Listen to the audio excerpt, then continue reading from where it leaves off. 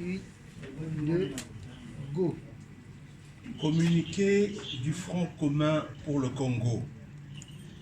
Réunis en session extraordinaire ce jeudi 22 octobre 2020, les chefs de regroupements et partis politiques membres du Front commun pour le Congo ont fait le tour d'horizon de la situation politique du pays au lendemain de la cérémonie irrégulière de prestation de serment des personnalités nommées de manière illégale en qualité de juge à la Cour constitutionnelle.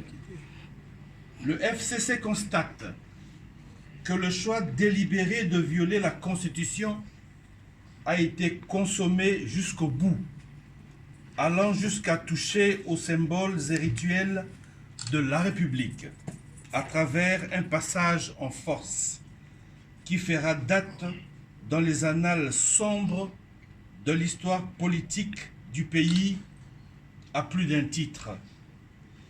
Le FCC tient à féliciter tous ces cadres évoluant au sein des institutions pour avoir refusé de cautionner une violation si flagrante de notre loi fondamentale, démontrant par la même occasion qu'il constitue une majorité réelle, vivante, unie, pétrie des principes républicains et disciplinée.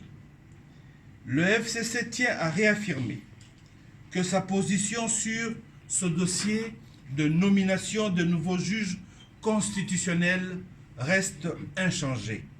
En effet, la nullité des nominations des 10 juges étant de plein droit conformément à la loi organique pertinente, le FCC ne reconnaît pas ces derniers et ne se sentira lié par aucun acte qu'ils poseront.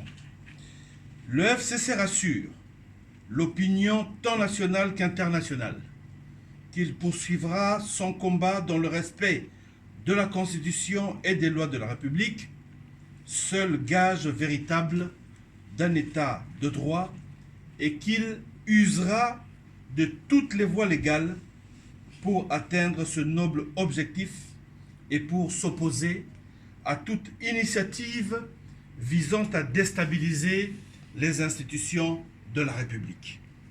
Dans cette optique, ayant librement opté pour une coalition dans l'intérêt du pays, alors qu'il aurait pu choisir la cohabitation, le FCC se dit prêt à assumer ses responsabilités au regard de la confiance que le peuple souverain a investie en lui octroyant la majorité à l'Assemblée nationale d'une part et des prescrits de la Constitution d'autre part. Le FCC prend à témoin la population et lui demande de rester mobilisée afin de faire barrage à toute tentative tendant à liquider l'héritage d'un combat commun en vue de l'instauration des institutions démocratiques dans notre pays, combat couronné par la première alternance pacifique du pouvoir. Fait à Kinshasa le 22 octobre 2020 pour la conférence de présidents, le rapporteur de séance.